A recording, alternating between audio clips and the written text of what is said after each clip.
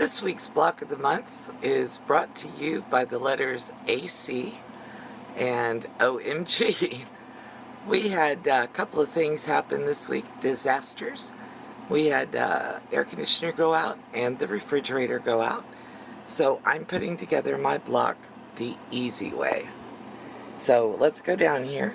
What I've done is I'm making a house, obviously a hobbit house. I've just put my pieces down on here. I've used a little tiny bit of Aleene's tacky glue to glue my pieces down. And now I'm going to go sew this. And I'm just going to do a blanket stitch all the way around to get this put together. And I'll bring you back and show you what the final result looks like. So I've already stitched most of this.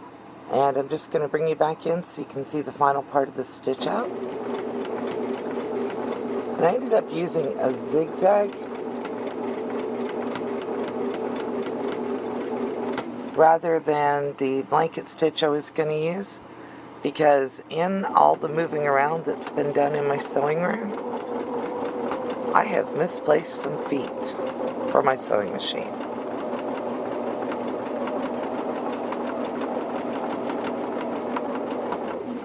So we'll do this, back stitch, and then let me show you what it looks like. So here we go. I've got the little block done. I may put some more embellishment on here, but I'm thinking that this block is actually going to end up on the side of a tote bag or something along that lines.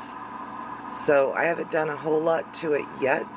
If I put it on a tote bag, I will probably put batting underneath it, and that will give it some more body. But overall, I think it's cute. And there is a quick, easy house block made from scrap fabric. Thank you for watching. Have a great day. If you like what you saw, please give me a thumbs up and subscribe.